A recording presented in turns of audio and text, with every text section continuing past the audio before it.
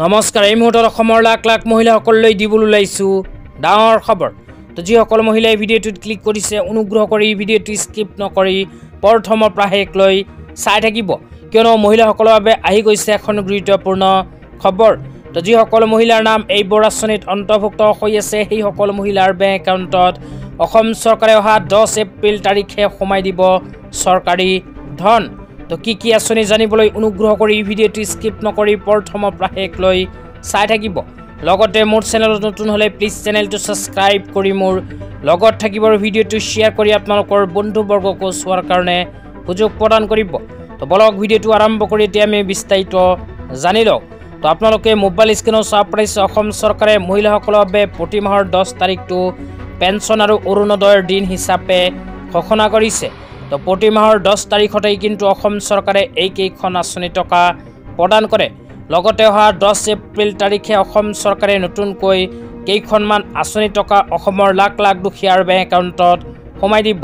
তো কোন কেইখন আঁচনি টকা সোমাই দিব আপোনালোকক বিতংভাৱে জনাইছোঁ। অনুগ্ৰহ কৰি ভিডিঅ'টো স্কিপ নকৰি চাই থাকিব আৰু ভিডিঅ'টো শ্বেয়াৰ কৰি আপোনালোকৰ বন্ধুবৰ্গকো চোৱাৰ কাৰণে সুযোগ প্ৰদান কৰিব। তো আঁচনি কেইখন হ'ল অৰুণোদয়, শহীদ কুশল কোঁৱৰ বৃদ্ধ পেঞ্চন আঁচনি, তাৰপিছত কোৱা হৈছে ৰাষ্ট্ৰীয় দিব্যাংগ পেঞ্চন আঁচনি, বিধৱা পেঞ্চন আঁচনি আৰু বৃদ্ধ পেঞ্চন আঁচনি।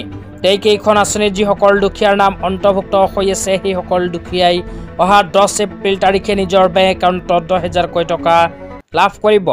লগতে এতিয়া আপোনালোকক জনাই আছোঁ যিসকল মহিলাই অৰুণোদয় 3.0 আঁচনিত আবেদন কৰিছিল সেইসকল মহিলাই নিজৰ বেংক একাউণ্টত অৰুণোদয় 3.0 আঁচনিৰ 1250কৈ টকা কেতিয়া লাভ কৰিব। এই বিষয়ে যদি জানিব বিচাৰে তেন্তে অনুগ্ৰহ কৰি ভিডিঅ'টো স্কিপ নকৰি চাই থাকিব। তো আপোনালোকক মোবাইল স্ক্ৰীনত দেখুৱাই আছোঁ। আপোনালোকে মোবাইল স্ক্ৰীনত চাব পাৰিছে অজন্তা নায়ক ডাঙৰীয়ানীয়ে 2 দিনমান আগত এনেকৈ এখন আপডেট প্ৰদান কৰিছে অৰুণোদয় 3.0 আঁচনিলৈ। তো ইয়াতে কি লিখা আছে পঢ়ি বিতংভাৱে আপোনালোকক জনাই দিছোঁ।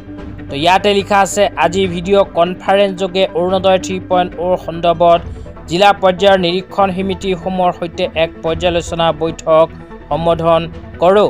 এই বৈঠকত অসম চৰকাৰৰ বিত্ত বিভাগৰ আয়ুক্ত সচিব জয়ন্ত নাৰ্লিকাৰ ডাঙৰীয়া, কৰ আয়ুক্ত জিতু দলে ডাঙৰীয়াৰ সৈতে বিত্ত বিভাগৰ জ্যেষ্ঠ বিষয়া উপস্থিত থাকে। তো ইয়াতে কোৱা অনুযায়ী অসম চৰকাৰে যিসকল মানুহে অৰুণোদয় 3.0 আঁচনিত আবেদন কৰিছিল সেইসকলৰ জিলা পৰ্যায়ৰ নিৰীক্ষণ আৰম্ভ কৰিছে। তো আপোনালোকে যদি অৰুণোদয় 3.0 আঁচনিত আবেদন কৰিছিল তেন্তে আপোনাৰো ভেৰিফিকেশ্যনৰ কাম চৰকাৰে ইতিমধ্যে আৰম্ভ কৰিছে। তো ভেৰিফিকেশ্যন সম্পন্ন হোৱাৰ পিছতে আপোনালোকৰ বেংক একাউণ্টত অৰুণোদয় 3.0 আঁচনিৰ 1250কৈ টকা লাভ কৰিব। তো অসম চৰকাৰে অৰুণোদয় 3.0 আঁচনিৰ টকা কেতিয়া ৰিলিজ কৰিব এই বিষয়ত এতিয়ালৈকে অফিচিয়েল কোনো আপডেট প্ৰকাশ কৰা নাই। যেতিয়া কোনো অফিচিয়েল আপডেট প্ৰকাশ কৰিব লগে লগে ভিডিঅ' বনাই আপোনালোকক জনাই দিম। অনুগ্ৰহ কৰি মোৰ চেনেলত নতুন হ'লে প্লিজ চেনেলটো ছাবস্ক্ৰাইব কৰি মোৰ লগত থাকিব। তো আজি ইমানেই।